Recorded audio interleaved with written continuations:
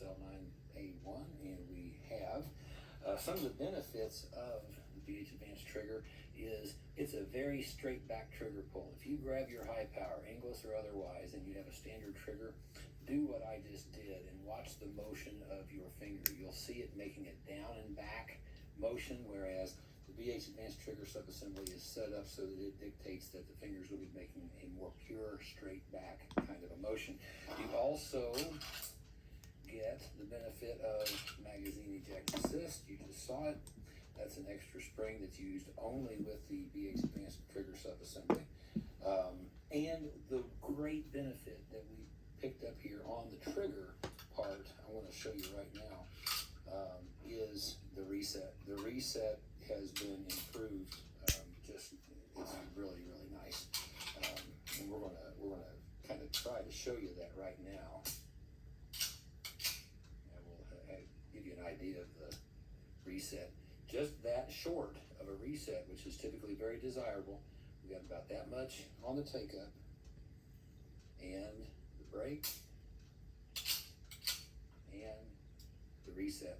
And that reset is really authoritative. In other words, you have really nice push on the finger coming back forward when it's time to reset the trigger. But the take up is very light. It's very smooth and no artificial resistance of any kind going on in there. And so we have confirmed basically all BH upgrades and optimizations. We have the RDIH BH tactical ergonomic shooting grips. We'll be probably putting on a pair of Walnut Masters grips on this as well here someday.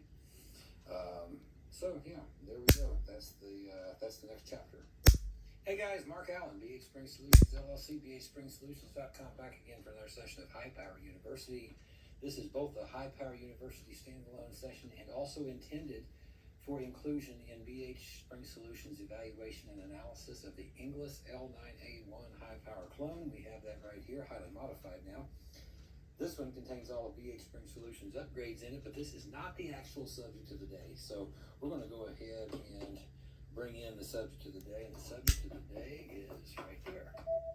It is a magazine that is being shipped with and coming with the English L9A1. We don't know if these magazines that I'm going to show you right now are showing up anywhere else in any of the other high power clones from Turkey or not, but we're just going to show you our observations and we'll go from there. We picked up on this, that there was a difference in the magazines that are being shipped with the English. What we picked up on was this, is you're going to notice right there, if you see this gap between the slide stop and the top of this lockup notch in the slide, that gap should not be there.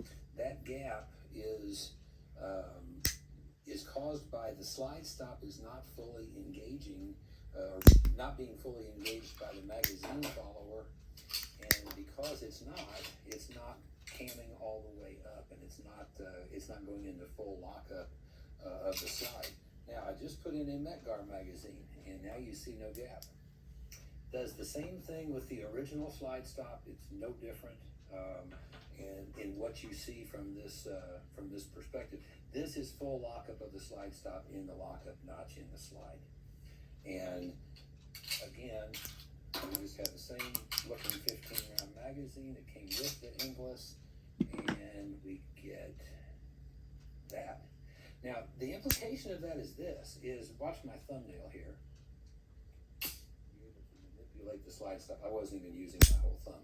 That would be impossible against the pressure from the recoil spring with the slide lock back if we had full lockup. Okay, so what is this about? Why are we not getting full lockup of the slide stop in the slide? Another implication of this is I was, racking the slide and observing this with both of these magazines, and with the magazine that came with the English, I had one event where the slide was locked back and the pistol was being hit.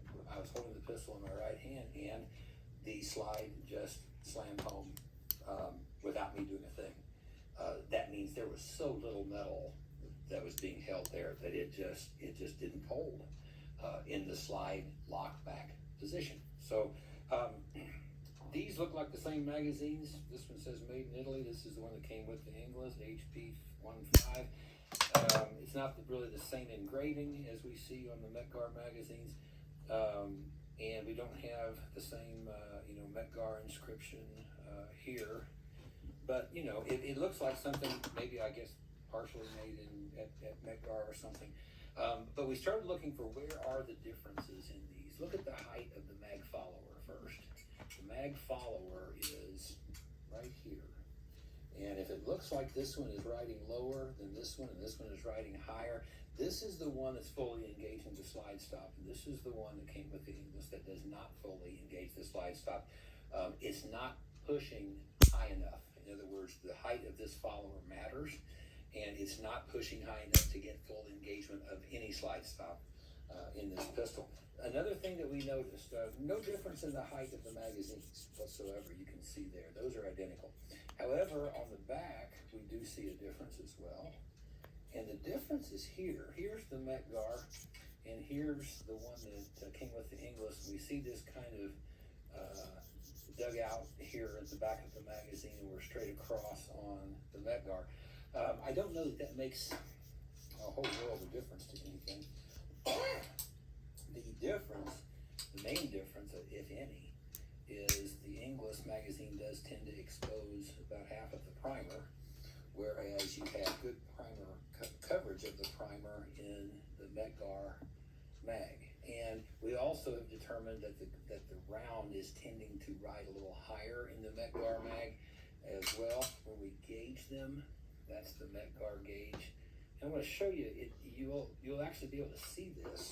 We'll put this round into the English magazine, we'll call it, and we put our gauge tool in place, and you see lots more room, at least that's the way I'm seeing it, between the bottom of the gauge tool and the top of the cartridge casing. So, and they're holding a little differently, but as far as how the magazine gauges, both of these are gauging fine. They're parallel with the gauge tool itself. I'm going to take these apart real quick. I'm going to show you what they changed on the inside.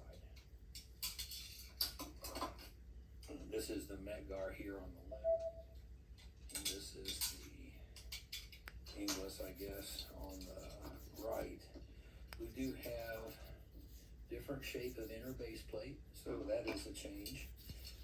We did see one thing that I guess you would say would be a plus, and that is the English magazine, the follower is affirmatively attached or held to the magazine spring. On the Metgar, it's normal for it to not be, and it would be oriented like that, and then back into the magazine, and it is not in any way affirmatively attached. So, let's see if I can show it this way. So these are the same, magazine bodies themselves, but as you can